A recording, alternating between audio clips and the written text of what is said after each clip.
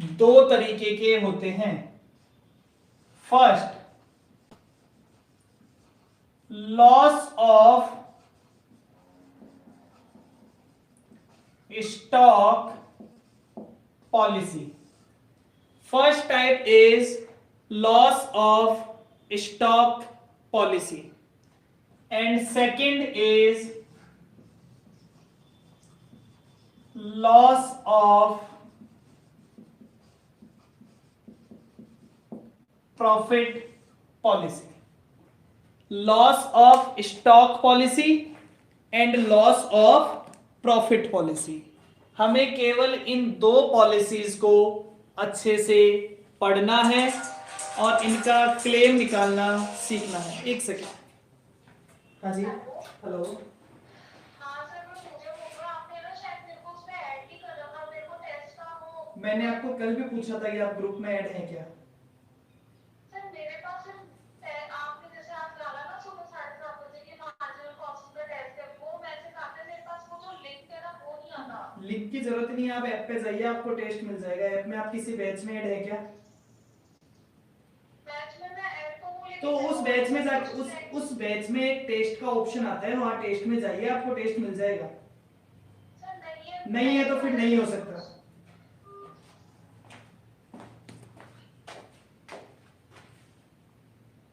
चलिए बेटा स्टार्ट करते हैं। लॉस ऑफ स्टॉक पॉलिसी और लॉस ऑफ प्रॉफिट पॉलिसी। सबसे फर्स्ट थिंग जो हमें पढ़नी है that is loss of stock policy. तो बेटा लॉस ऑफ स्टॉक, मान लीजिए आपकी अपनी शॉप है, मान लीजिए आपकी अपनी शॉप है, उस शॉप पे, या मेरी शॉप, मान लीजिए आपकी क्यों, मेरी शॉप, मान लीजिए मेरी शॉप पे आग लग गई। ठीक है, हम प्रैक्टिकली सिचुएशन को समझने की कोशिश करते हैं। मान लीजिए मैंने मेरी शॉप पे जो गुड्स पड़ा था उस गुड्स का इंश्योरेंस करवा रखा था और मेरी शॉप पे आग लग गई और वो सारा गुड्स जल के क्या हो गया, डिस्ट्रॉय हो गया। ठीक है, तो फिर क्या मुझे क्लेम मिलेगा? क्या मुझे इंश्योरेंस का क्लेम मिलना चाहिए? सबसे पहले मुझे सिचुएशन टू सिचुएशन समझाएंगे, मुझे सिचुएशन टू सिचुएशन समझाइए।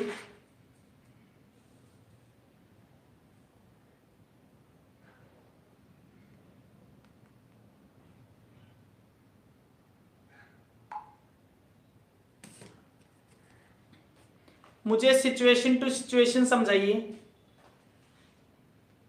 बताइए क्या आपको क्लेम, सॉरी, मुझे क्लेम मिलना चाहिए या नहीं मिलना चाहिए? जवाब देते जाए मेरे साथ साथ, तो प्रैक्टिकली हमारे पूरा कॉन्सेप्ट माइंड में आ जाएगा, फिर हम सारी चीजों को समराइज कर लेंगे। सबसे पहले बताइए क्या मुझे क्लेम मिलना चाहिए या नहीं मिलना चाहिए? मिलना चाहिए। क्लेम के लिए मैंने इंश्योरेंस वालों को फोन किया होगा कि मेरी शॉप में आग लग गई, वो आए होंगे, उन्होंने पूरा सर्वे किया होगा और सर्वे करने के बाद अपनी रिपोर्ट अपनी कंपनी में सबमिट करवा दी होगी, जो सर्वे के ऑफिसर आए थे। ठीक है, और उन ऑफिसर्स ने कहा सब कुछ सही है, क्लेम दे देना चाहिए।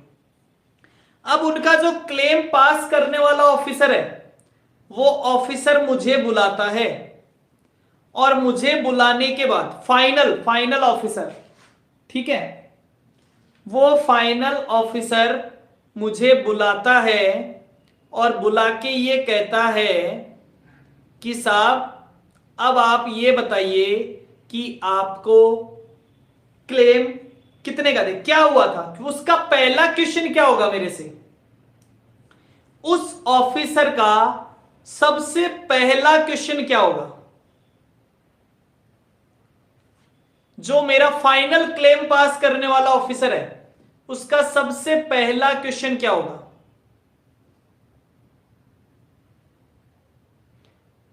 कैसे लगी थी आग, कैसे लगी थी? नहीं बेटा, ये क्वेश्चन उन सर्वे करने वाले ऑफिसर्स ने पूछ लिया होगा, जो जो ऑफिसर्स मेरे यहां सर्वे करने आए थे, उन ऑफिसर्स ने मेरे से ये क्वेश्चन पूछ लिया होगा कि आग कैसे लगी है। मैंने उन्हें बताया होगा शॉर्ट सर्किट से लगी है, उन्होंने चेक कर लिया होगा, वो सारे काम तो वो कर चुके होंगे। उसके बाद जो प्रैक्टिकली वहां पे कितना गुड्स डिस्ट्रॉय हुआ, वेरी गुड, परफेक्ट, सत्य, एकदम सही क्वेश्चन है। वो पूछेगा कि साहब आपका लॉस या आपका नुकसान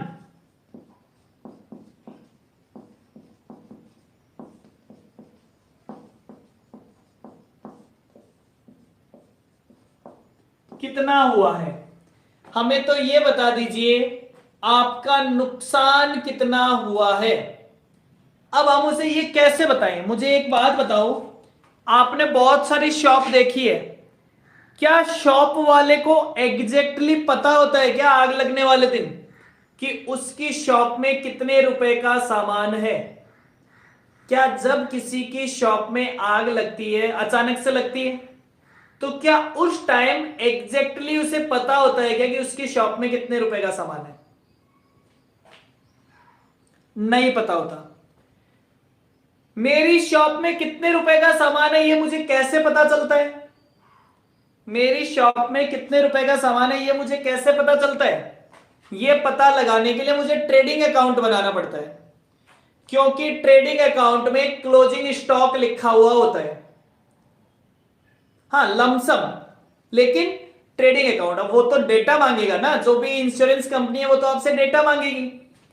अब उसके लिए आपको क्या बनाना पड़ता है? ट्रेडिंग अकाउंट बनाना पड़ता है। अब समस्या हो गई बेटा, ट्रेडिंग अकाउंट आप ईयर के बीच में बना ही नहीं सकते। ट्रेडिंग अकाउंट आप ईयर के बीच में नहीं बना सकते, क्योंकि ट्रेडिंग अकाउंट तो फाइनल अकाउंट होता है, ईयर के एंड में बनाना पड़ता है। ये भी समस्या हो गई। अब इंश्योरेंस कंपनी को कैसे बना के दे? वो तो कहेगी हमें ट्रेडिंग अकाउंट बना के दो, जिससे हमें यह पता चले कि क्लोजिंग स्टॉक, आग लगी उस वक्त आपकी शॉप में कितना सामान था, value of stock on the date of fire. और यह पता तब लगेगा। सर स्टॉक अकाउंट बना सकते हैं बेटा, स्टॉक अकाउंट ट्रेडिंग अकाउंट ही होता है। आज तक स्टॉक अकाउंट ट्रेडिंग अकाउंट से ही पता चलता है। ओपनिंग स्टॉक, अच्छा स्टॉक अकाउंट में क्या लिखते हैं? Opening stock plus purchase minus cell, तो क्लोजिंग बच जाता है। स्टॉक अकाउंट में आप क्या लिखते हो? कितना माल था, कितना परचेज किया, माइनस कितना सेल कर दिया, तो क्लोजिंग। यही चीज तो हम ट्रेडिंग अकाउंट में लिखते हैं। ठीक है, तो चलिए, लेकिन ट्रेडिंग अकाउंट तो ईयर एंड पे बनाते हैं, तो हम इंश्योरेंस कंपनी को क्या बना के देंगे? हम इंश्योरेंस कंपनी को बना के देंगे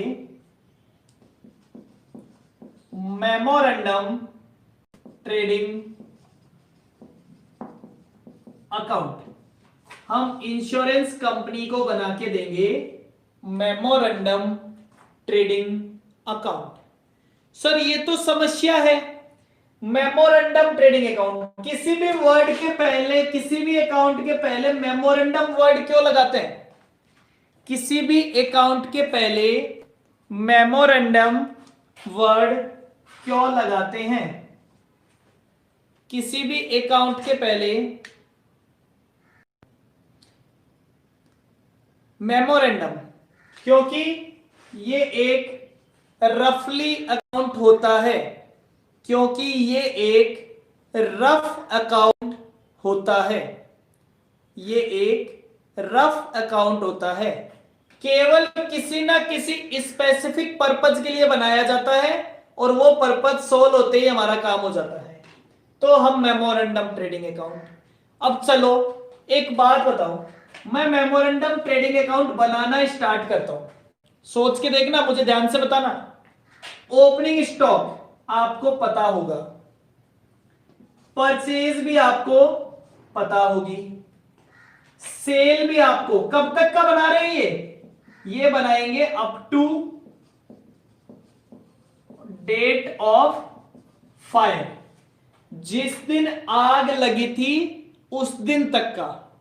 और कब से बनाएंगे, जब से करंट ईयर स्टार्ट हुआ था, तो करंट ईयर से लेके up to the date of fire तक का। सेल भी आपको पता होगी। अब हमेशा तो जब आप ट्रेडिंग अकाउंट बनाते हो ना, तो आपके पास क्लोजिंग स्टॉक होता है। आप क्लोजिंग स्टॉक को काउंट कर लेते हो और फिर यहां लिख देते हो ग्रॉस प्रॉफिट, बैलेंसिंग फिगर। ऐसे ही बनाते हो ना ट्रेडिंग अकाउंट। ओपनिंग स्टॉक पता होता है, परचेज पता होती है, सेल पता होता है, क्लोजिंग स्टॉक काउंट कर लेते हैं, तो हमारे पास जीपी आ जाता है। आज तक ऐसे ही आया ना जीपी। ट्रेडिंग अकाउंट ऐसे ही बनाया होगा शायद आपने हमेशा। ओपनिंग पता है, परचेज पता है, सेल पता है, क्लोजिंग पता है, जीपी लिख दिया। लेकिन यहां पे समस्या क्या है बेटा, मैं पहले आपको सारी चीजें प्रैक्टिकली समझा रहा हूं, फिर हम पूरे को समराइज कर लेंगे। अब ना तो क्लोजिंग स्टॉक पता है और ना ही जीपी पता है। क्लोजिंग स्टॉक तो बेटा अब पता लगा भी नहीं सकते। क्लोजिंग स्टॉक का तो अब आप पता लगा भी नहीं सकते। क्यों पता नहीं लगा सकते इस क्लोजिंग स्टॉक का? इस क्लोजिंग स्टॉक का इसलिए पता नहीं लगा सकते क्योंकि ये फायर में डिस्ट्रॉय हो चुका है। ये गुड्स फायर से डिस्ट्रॉय हो चुका है, तो इसका तो पता लगा भी नहीं सकते। इसका मतलब आपको किस चीज का पता लगाना पड़ेगा? आपको पता लगाना पड़ेगा जीपी का, ग्रॉस प्रॉफिट का पता लगाना पड़ेगा। अब ग्रॉस प्रॉफिट का पता कैसे लगाएं? मैंने कहा बेटा अगर आपको सेल पता है, तो अगर आप अपनी सेल को मल्टीप्लाई कर दें ग्रॉस प्रॉफिट रेट से, अगर आप अपनी सेल को मल्टीप्लाई कर दें ग्रॉस प्रॉफिट रेट से, तो आपके पास ग्रॉस प्रॉफिट का अमाउंट आ जाएगा। और अगर ग्रॉस प्रॉफिट का अमाउंट आ गया तो क्लोजिंग स्टॉक आ जाएगा बैलेंसिंग फिगर में। आपके पास क्लोजिंग स्टॉक आ जाएगा बैलेंसिंग फिगर में। क्लियर है सभी को इतनी बात? क्या हम निकाल सकते हैं क्लोजिंग स्टॉक बैलेंसिंग फिगर में? लेकिन सबसे इंपॉर्टेंट क्या है? उसके लिए सबसे इंपॉर्टेंट है कि आपको ग्रॉस प्रॉफिट की रेट पता हो। ग्रॉस प्रॉफिट की रेट आपको निकालनी पड़ेगी। तो अब इस ग्रॉस प्रॉफिट की रेट के लिए दो चीजें, या तो ग्रॉस प्रॉफिट की रेट आपको क्वेश्चन में गिवन होगी तो बहुत ही बढ़िया। अगर क्वेश्चन में गिवन नहीं है तो पिछले साल का ट्रेडिंग अकाउंट बनाओ, उसकी डिटेल दे रखी होगी। पिछले साल का ओपनिंग स्टॉक इतना है, परचेज इतना है, सेल इतना है, क्लोजिंग स्टॉक इतना है, सब। पहले तो पिछले साल का ट्रेडिंग अकाउंट बनाओ, उससे जीपी रेट निकालो और वो जीपी रेट यहां पे लगा दो। डन। तो इसका मतलब इसका क्वेश्चन सॉल्व करने के लिए सबसे पहला स्टेप क्या है? Calculation of gross profit rate. Step number 1 is gross profit rate, calculation of GP rate. चलिए सर, बस काम हो गया, इतना ही है, चैप्टर खत्म। अरे सर ऐसा थोड़ी ना होता है, मैंने कहा ऐसे ही होता है। स्टेप नंबर 1, स्टेप नंबर 1, सबसे पहली स्टेप क्या होगी? आपको लिखने की जरूरत नहीं है, शीट मिल जाएगी उसमें सब कुछ लिखा हुआ होगा। आज आपको शीट मिल जाएगी उसमें सब कुछ लिखा होगा, केवल मेरे साथ समझते रहिए, केवल और केवल समझना आपका काम है। Step number 1, calculation of GP rate of last accounting year, पिछले साल की जीपी रेट निकालिए। ये या तो आपको क्वेश्चन में गिवन होगी या फिर prepare last year trading account and find out, पिछले साल का ट्रेडिंग अकाउंट बनाइए और फाइंड आउट कर लीजिए, कोई ज्यादा प्रॉब्लम नहीं। सबसे important step number 2, step number 2 क्या है? स्टेप नंबर 2 में आपको पता लगाना है value of stock on the date of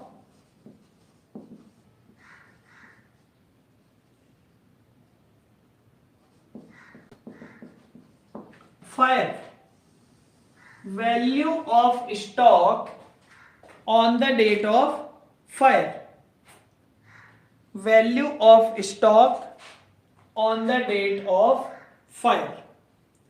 चलिए साहब, कैसे निकालें इसे?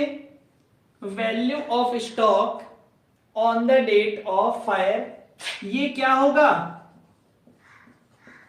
बिफोर फायर, आग लगने से पहला। अब ये बनाने के लिए हमें क्या करना पड़ेगा? इसके लिए हमें बनाना पड़ेगा, मैं लिख देता हूं समझाने वाली बात, prepare memorandum trading account, memorandum trading account from current year beginning. कब से बनाएंगे? जिस साल आग लगी है उस साल के पहले दिन से।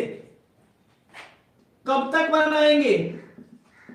Up to the date of fire, fire तक। GP rate calculated above will be used to find gross profit and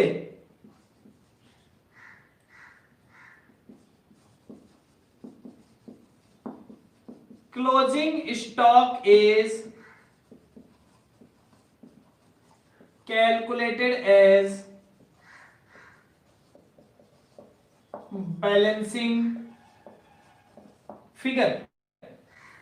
closing stock को कैसे निकाल लेंगे?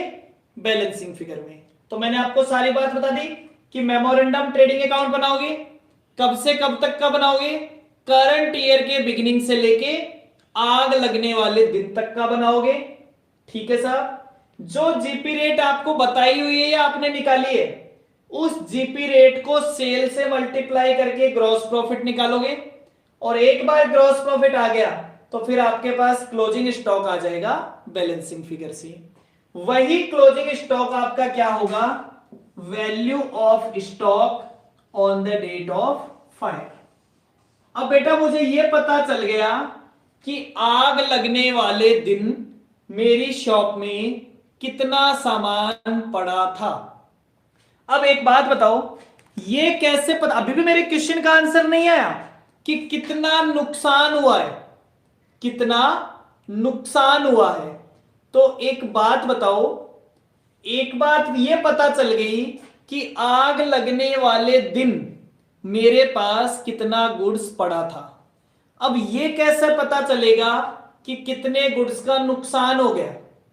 आपको ये पता है कि आपके पास कितना गुड्स था, तो आपको ये कैसे पता चलेगा कि कितने गुड्स का नुकसान हो गया? जल्दी से बताइए।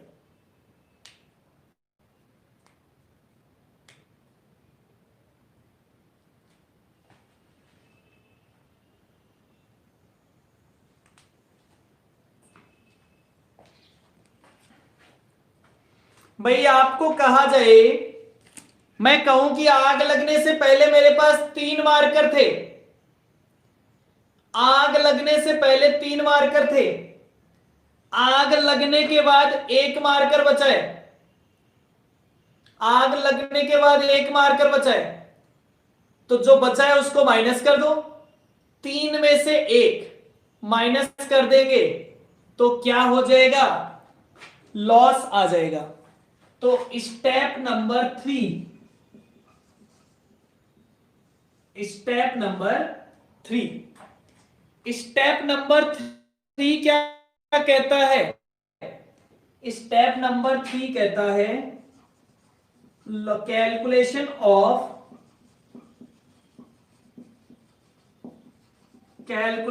Of loss of stock. Loss of stock की वैल्यू बताइए।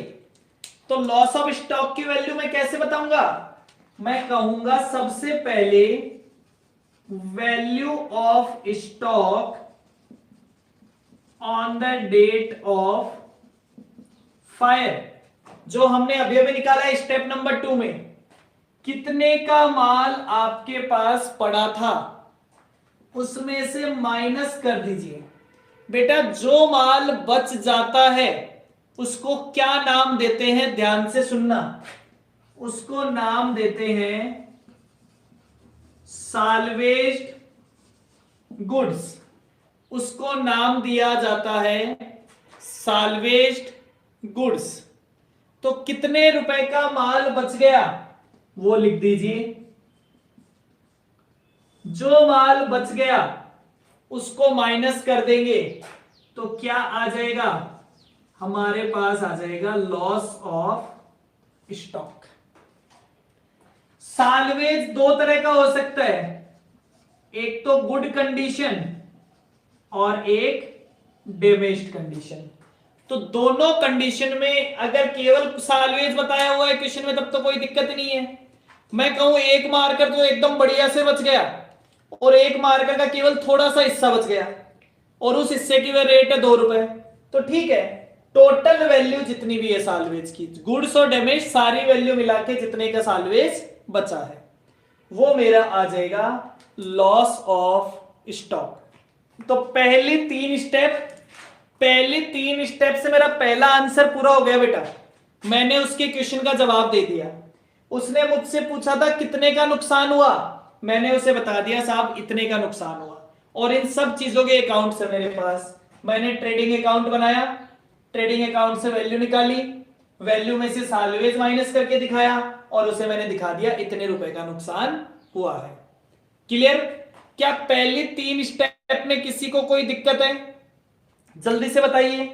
3 स्टेप में कोई दिक्कत नहीं है तो केवल एक स्टेप बचता है और उसके बाद हमारा पहला मेथड खत्म और एग्जाम के लिए सबसे इंपॉर्टेंट, जल्दी से बताएं,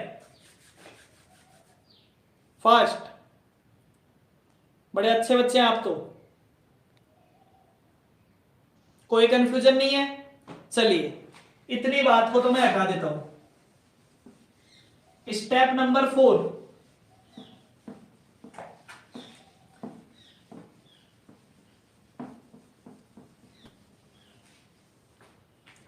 एक बात बताएं बेटा, एक बात बताएं,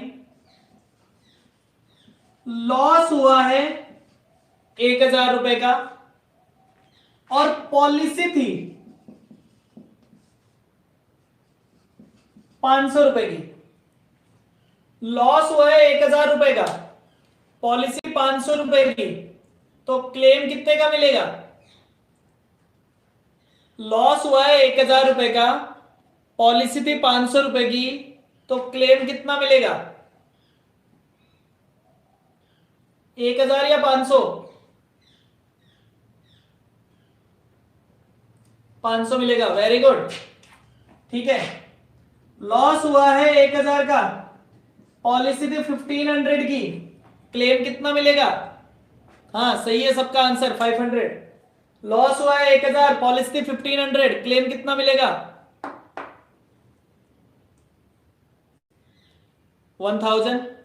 अब मैं इसको और ज्यादा डिटेल में बताता हूं आपको, फिर हम स्टेप 4 में आएंगे, और ज्यादा डिटेल से समझाता हूं, ठीक है। एग्जांपल्स मेरे साथ। सबसे पहले मेरे पास स्टॉक था, फिर मेरा लॉस हुआ, सॉरी, उस स्टॉक के लिए मैंने पॉलिसी ली थी, क्योंकि पॉलिसी तो आग लगने से पहले ही ले ली थी। फिर मेरा लॉस हुआ और फिर मुझे क्लेम मिलना चाहिए। अब आएगा ज्यादा मजा, ठीक है। सबसे पहले मैं बड़ा आराम से पूछता हूं, स्टॉक था 100 रुपए का, 100 रुपए के स्टॉक के लिए पॉलिसी भी ली थी 100 रुपए की, और लॉस भी हो गया, सारा का सारा माल जल गया, कुछ नहीं बचा, 100 का लॉस हो गया, तो क्लेम कितना मिलेगा? क्लेम कितना मिलेगा? दोबारा से स्टार्ट कर दिया मैंने। सबसे पहले 100 रुपए का स्टॉक पड़ा था, उसके लिए 100 रुपए की पॉलिसी ली थी, 100 रुपए का नुकसान हो गया, तो क्लेम भी मिलेगा 100 का। आप सभी बहुत अच्छे बच्चे हैं, मजा आ गया मेरे को, है ना। चलिए, अपनी बढ़ाई के आपके ऐसे बोलते हैं आप खुश हो जाते हो। हाँ, क्वेश्चन नंबर 2, स्टॉक था 100 रुपए का, पॉलिसी भी ले ली 100 रुपए की, और लॉस हो गया 50 रुपए का, तो क्लेम कितना मिलेगा? स्टॉक था 100 रुपए, पॉलिसी 100 रुपए, लॉस हो गया 50 रुपए, तो क्लेम कितना मिलेगा? 50 रुपए। वेरी गुड, गजब। चलिए, स्टॉक था 200 रुपए, सॉरी, स्टॉक था 100 रुपए, पॉलिसी ले रखी थी 200 रुपए, लॉस हो गया 50 रुपए, तो क्लेम कितना मिलेगा? स्टॉक था 100 रुपए का, पॉलिसी ज्यादा की करवा ली, लॉस हो गया 50 रुपए का, तो क्लेम कितना मिलेगा?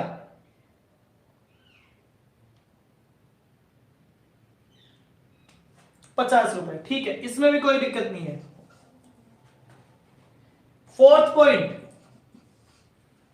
बेटा स्टॉक था 100 रुपए का, पॉलिसी ली थी 50 रुपए की, और लॉस हुआ 50 रुपए का।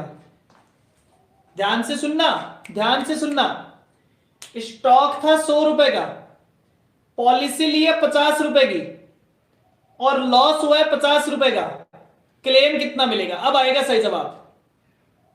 50 50 50, ध्यान से, मैंने कहा 50 और ये गलत है, और ये 50 गलत है। मैं तो माहौल तैयार कर रहा था, मुझे पता था आप यहां आके गलती करोगे। ये गलत है। क्यों गलत है? ध्यान दीजिए बेटा, क्यों गलत है? ऐसा समझिए, मान लीजिए मेरे पास 4 मार्कर है मेरी शॉप पे, मेरी शॉप पे ये 4 मार्कर रखे हैं, ठीक है, और इन चारों की वैल्यू मिला के 100 रुपए है। इन चारों मार्कर की वैल्यू मिला के 100 रुपए है। अब मैंने 50 रुपए का इंश्योरेंस कराया, इसका मतलब मैंने कितने मार्कर का इंश्योरेंस कराया है? मैंने 100 मार्कर, 100 रुपए के 4 मार्कर हैं, और मैंने इंश्योरेंस कितने रुपए का कराया है? 50 रुपए का। मतलब मैंने कितने मार्कर का इंश्योरेंस कराया होगा? 2 का कराया होगा। मतलब मैंने आधे माल का इंश्योरेंस कराया, ठीक है। चलो, अब मेरी शॉप में आग लग गई, और मेरी शॉप में आग लगने के बाद मेरे 2 मार्कर जल गए। मेरी शॉप में आग लगने के बाद मेरे 2 मार्कर जल गए। अब इंश्योरेंस वाले सर्वे करने आए होंगे, इंश्योरेंस वाले सर्वे करने आए होंगे। तो जब वो सर्वे करने आए तो उन्होंने सबसे पहले पूछा आग लगते वक्त कितना स्टॉक था? मैंने कहा 100 रुपए का, मतलब 4 मार्कर थे। बोले पॉलिसी कितने की कराई थी? मैंने कहा 2 की कराई थी। वो कहते हैं कितने जले, मैंने कहा 2। वो कहते हैं कौन से जले, मैंने कहा जिसका इंश्योरेंस कराया था। वो कहता है नहीं आप झूठ बोल रहे हो, वो वाले जले हैं जिसका इंश्योरेंस नहीं कराया था। क्या मेरे पास प्रूफ है क्या कि वही वाले जले हैं जिसका इंश्योरेंस कराया था? क्या उनके पास प्रूफ है क्या कि वही वाले जले हैं जिसका इंश्योरेंस नहीं कराया था? अगर बेटा ये कोई इंसान होता ना तो प्रूफ होता है, आईडी प्रूफ लगे हुए होते हैं, ये वही आदमी है जो मरा है। आपने कभी काउज देखी है? आपने कभी काउज देखी है? वो काउज जिसके गले में, सॉरी, जिसके कान पे एक प्लास्टिक का लॉकेट लगा हुआ होता है, येलो कलर का। कोई काऊ देखी है जिसके गले पे एक प्लास्टिक का लॉकेट लगा होता है येलो कलर का? उस गाय का, उस काऊ का इंश्योरेंस हो रखा होता है। तो कल को जब उसकी डेथ होती है तो पता चल जाता है कि ये वही गाय थी जिसका इंश्योरेंस हो रखा था।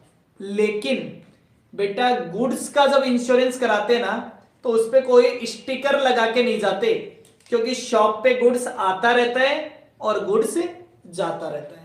तो अब दोनों जने लड़ेंगे। सेलर कहेगा वो वाले 2 जले हैं,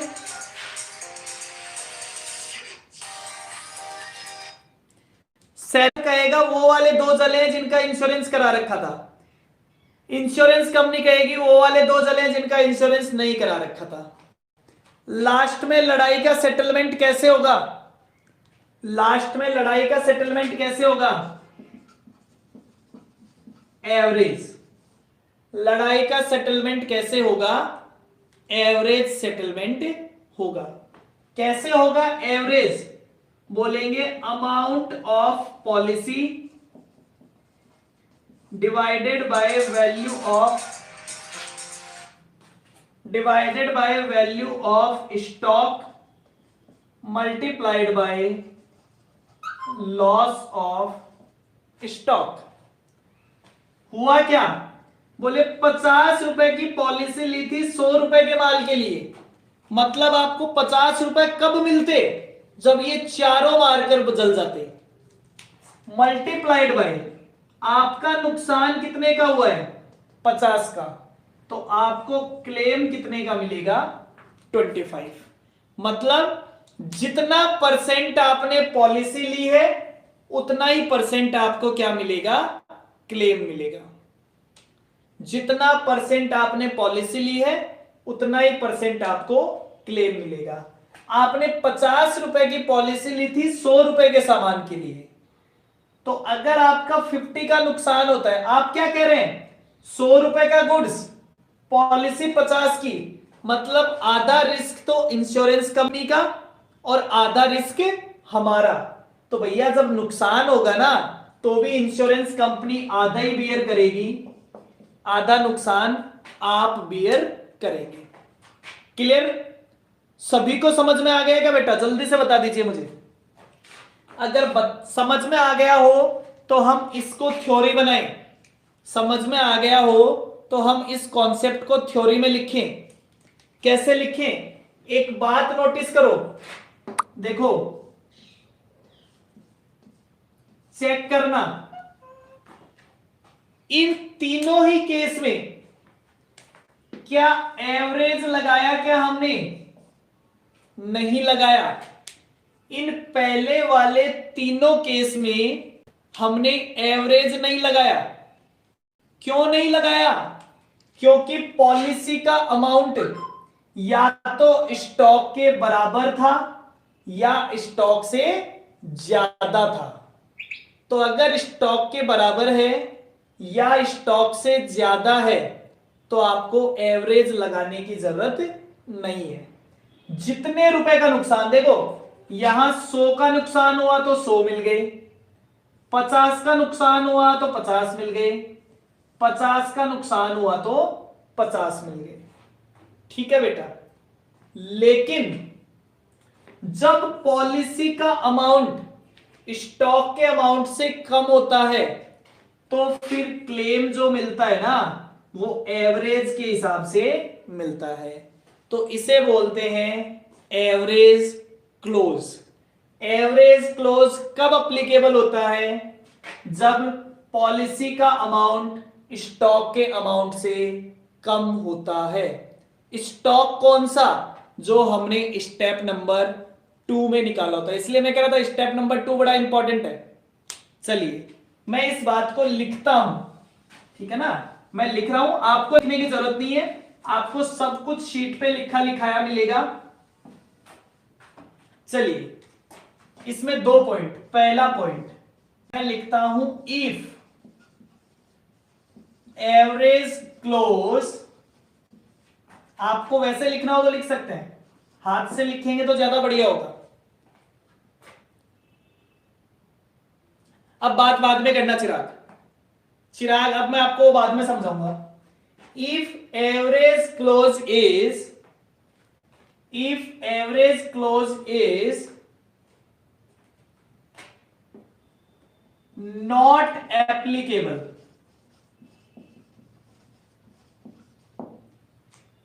हाँ ये है step number 4। Step number 4, calculation of amount of claim. Claim कितना मिलेगा? तो ये कहता है if average clause is not applicable, अगर एवरेज क्लॉज एप्लीकेबल नहीं हो। क्यों एप्लीकेबल नहीं हो? क्यों एप्लीकेबल नहीं होगा? Because amount of policy is more than equal to value of stock on the date of fire। ये कहता है कि पॉलिसी का amount more than equal to हो वैल्यू ऑफ स्टॉक के, तो एवरेज क्लॉज एप्लीकेबल नहीं होगा। Then loss of stock is the amount of claim। तो इस केस में जितना लॉस हुआ है उतना ही आपको क्लेम मिल जाएगा, क्योंकि पॉलिसी का अमाउंट तो उसके बराबर या उससे ज्यादा है। पॉलिसी का अमाउंट तो उसके बराबर है या उससे ज्यादा है, तो आपको जितने का भी नुकसान हुआ है उतने रुपए का क्लेम मिल जाएगा, आपको एवरेज करने की जरूरत नहीं है। पॉइंट नंबर बी, फिर ये कहता है if average close is applicable, अगर एवरेज क्लॉज एप्लीकेबल हो रहा है, एप्लीकेबल होने का मतलब, क्यों एप्लीकेबल होगा? Because amount of policy is less then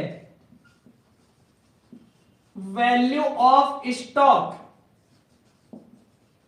on the date of fire, then amount of claim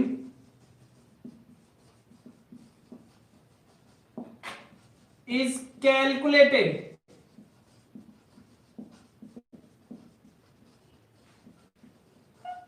as follows।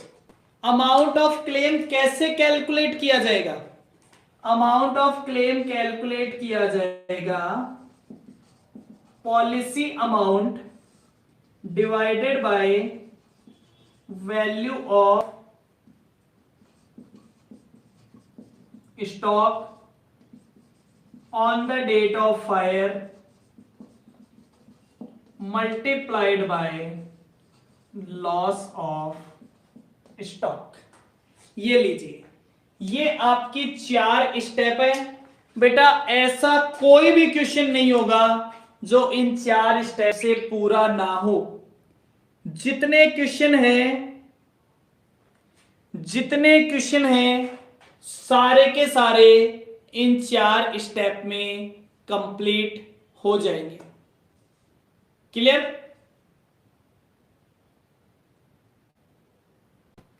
सभी को क्लियर है क्या? पक्का? सभी मुझे अब दोबारा से जवाब दे दे फटाफट से। सभी को क्लियर है? चलिए, यस सर। तो आज के लिए इतना ही, कल से हम इसके क्वेश्चन स्टार्ट कर देंगे। चलिए बाय बाय। सीट आपको आज मिल जाएगी, कल से क्वेश्चन स्टार्ट कर देंगे। चलिए बाय बाय।